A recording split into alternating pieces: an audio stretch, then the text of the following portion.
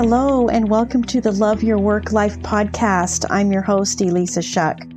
Whether you're going for that next promotion, looking for a job, or making a career pivot, I'll teach you how to navigate it all so you can have the career you want.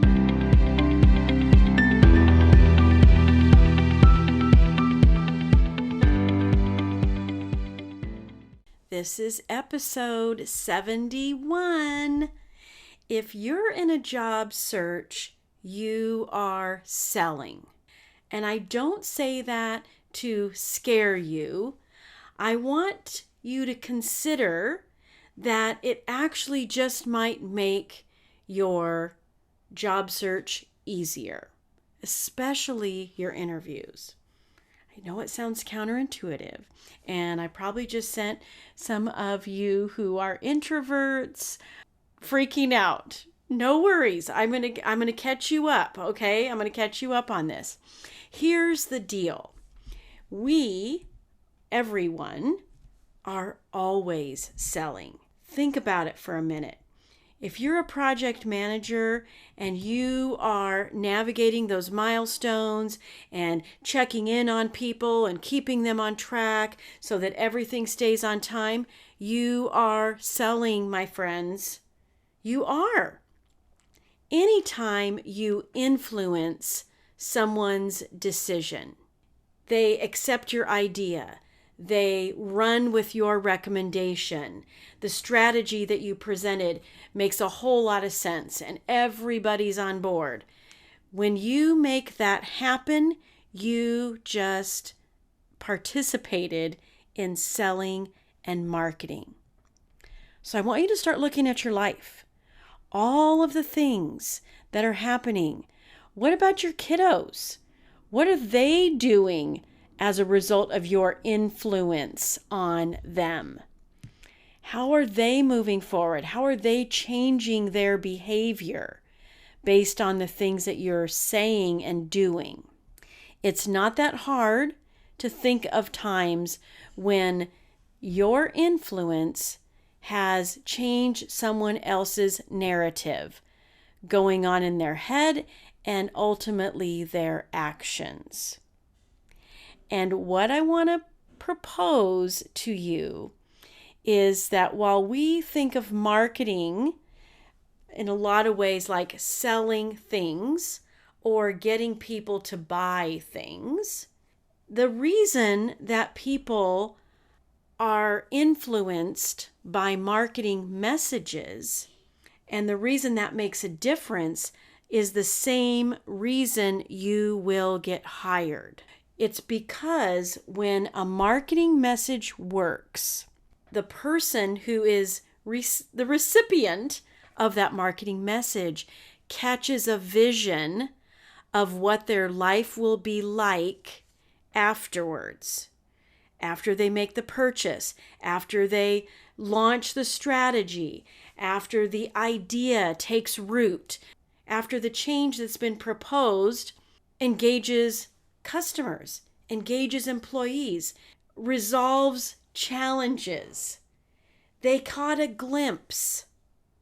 They got a chance to see what their life looks like after. And the reason you'll get hired is because you gave the hiring manager, the panel, the executives, a glimpse of what life looks like with you in the role. They see your value. They envision the results and accomplishments and contribution that you're going to make. And ultimately, the ultimate buying thing is life is better. And in some ways, easier. That's the marketing message. And I'm telling you, if you start looking at your life, you will start seeing that you are actually selling and marketing all the time, and it's effortless. We'll go into a little bit of why it's effortless a little later in the episode here, but I want to dive into some of the more specifics of why this solution, this thinking of yourself as a seller, as a marketer, works and the process through which it works in the job search. When you look at a job description, I want you to think of it as outcomes. Every bullet point on that job description is a pain point that's going to be solved or an aspiration that's going to be achieved, which ultimately is an outcome. So when you're looking at a job description this way and you are reading between the lines a little bit and you're thinking, what is the basic problem being solved? What is the goal here? What are they trying to achieve? And you can connect the dots between your experience and what you've done and all the value that you bring to the table to helping them solve that problem. That you're the one that can address it. You're the one that can help raise the bar and elevate the company's culture or elevate the accomplishments on that team. That's when you start to give them that glimpse. So take a deeper dive into the job description.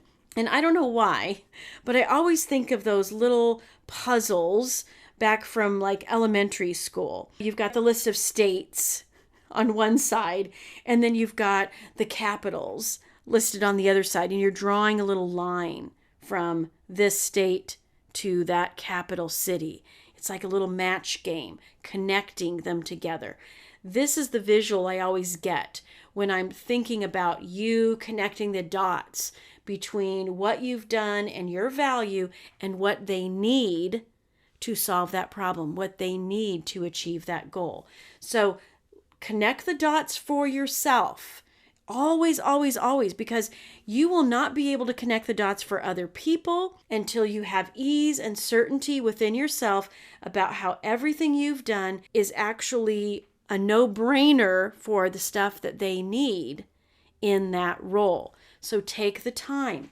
Better yet, don't just connect the dots, go a little bit deeper and find an accomplishment from your menu of all of the great stuff that you've done and align that to the job description. This is wonderful preparation because anytime you're asked questions that relate to something in the role, you're going to be able to have a for example moment to share, which is really helpful when you're doing the behavioral questions, because it's in those questions that they're really getting a sense of who you are, how you show up. And so when you add that for example and you bring it to real life, and that real life example is so aligned to something they're trying to do, powerful, powerful stuff. When you are thinking of yourself and everything you bring to the table as the solution to their problem, you're really kind of addressing it on 3 levels. And let me explain this a little bit more. You are, of course, addressing a physical problem, right? They need a person in that role. They need certain things in that role taken care of. It's a call center. You got to answer the phone. It's a project. You've got to create a Gantt chart. There are those things that are addressing problems for sure. But there's a couple other levels that if you address these in the course of your conversation that are really going to be highly, highly influential and a way to get them to get that glimpse that I'm talking about.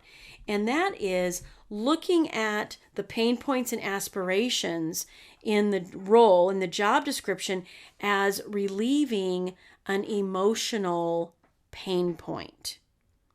Because let me tell you something, speaking as a hiring manager, you know that without someone in that role, physically, it's causing you emotional pain. It's probably causing stress. Everybody's bandwidth is stretched. Maybe morale is suffering because the team is short-staffed. You stepping in to that role relieves an emotional pain point. It just does. So when you are able to kind of find that and you're able to kind of talk about your leadership skills and the way you rally a team or the way you influence other people and get everybody on the same page, you are not only addressing the immediate physical problem, you're addressing an emotional pain point. And then when you go beyond that, you're also solving a problem at a philosophical level.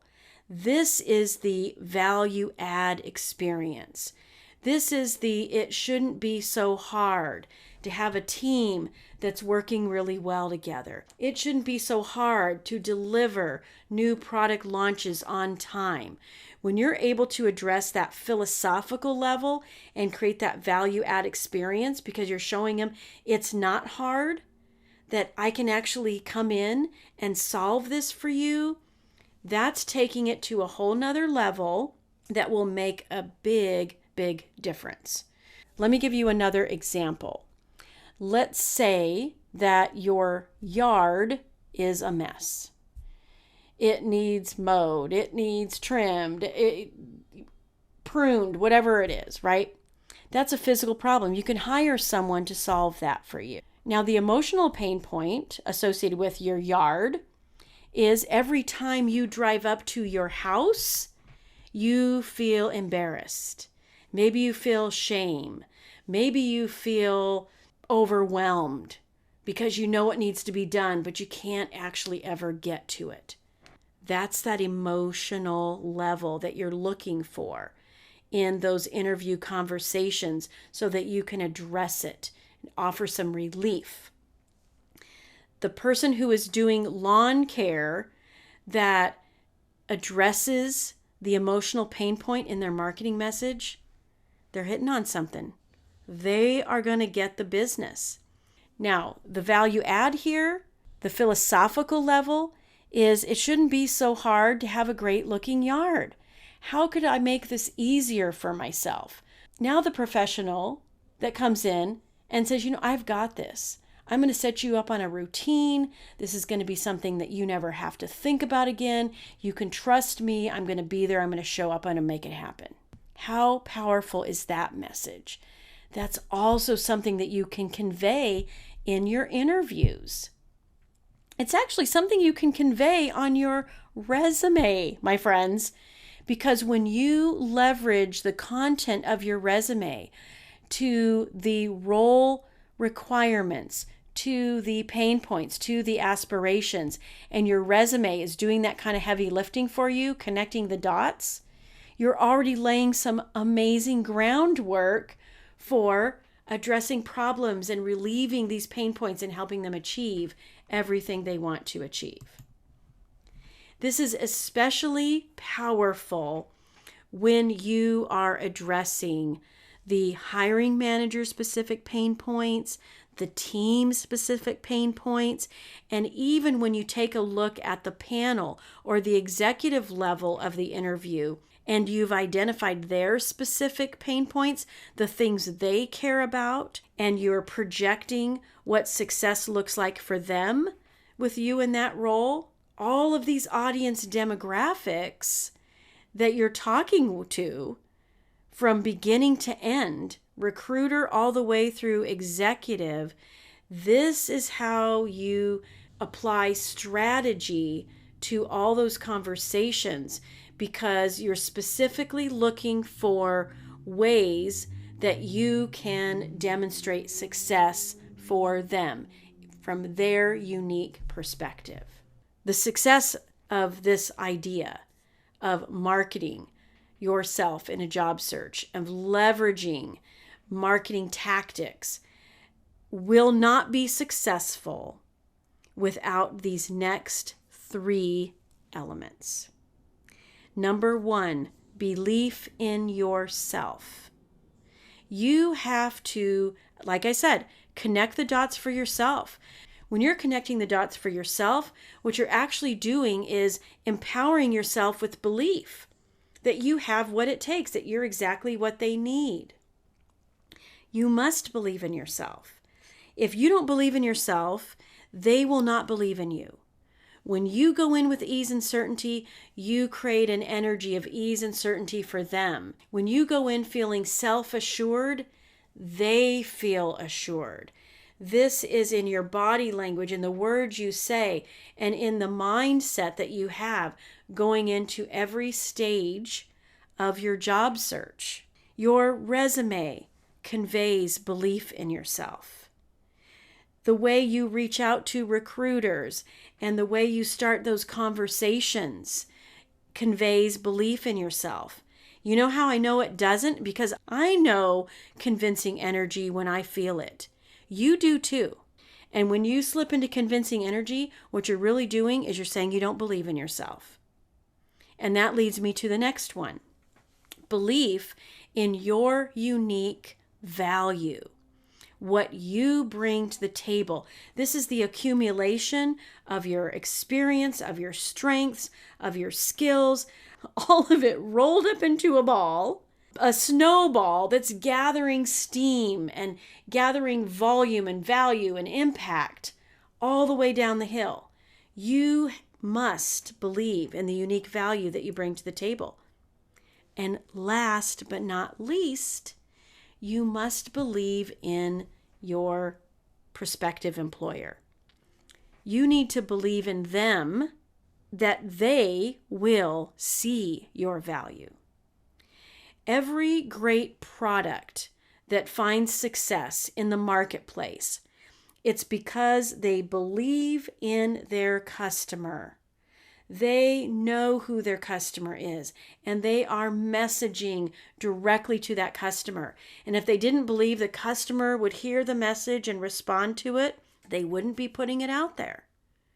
So your belief that the hiring manager, the recruiter, the team, the executive is going to hear your message and respond to it, key component of this three-legged stool of belief. Belief in yourself, belief in what you bring to the table, and belief that they will see you for who you are. You already know they see you for who you are because you've been invited to the interview. You're meant to be in that room. So stop second guessing yourself and wondering, oh my gosh, what's happening? Why am I here? No, it worked. You're there. Now you're just taking these next steps. Someone told me a long time ago that a sale is nothing more than a transfer of belief and enthusiasm. Go back to your own personal experiences. Whenever you've purchased something, it's because someone shared their belief and their enthusiasm so strong that you caught it. And again, I'm not talking about this push convincing thing. I'm talking about this inner enthusiasm and belief that it can make a difference for you. When you catch that, you are buying, my friend. You are. You're making that purchase. You're changing your mind. Your behavior has been influenced to the point that you are going to do something different. You're going to incorporate something different to your life, or you're going to behave differently. And when you have this level of belief and enthusiasm in yourself, the person on the other side of the virtual desk, the other side of that camera lens, is going to believe in you too. It will happen. That's why you've got to look at job descriptions like outcomes that you can influence, problems you can solve, goals that you can help them achieve, and then believe in yourself and communicate like you believe. Communicate like you already have the job. That's the real belief, that it's inevitable. Communicate from that place, and you will change the dynamic of your job search. You'll change the dynamic of those conversations, and you will land so much faster. All right, I believe in you. I hope you believe in yourself as much as I believe in you. All right, until next time. If you like listening to this podcast, then you are going to love my program, Job Search Field Guide. This is a unique opportunity. I offer group coaching alongside a 5-step process to help you land a job quickly. So I hope you will join me in Job Search Field Guide. This is going to be revolutionary to your career journey and your job search, and you get lifetime access. So find it at elissashuck-careercoach.com, and I will see you there.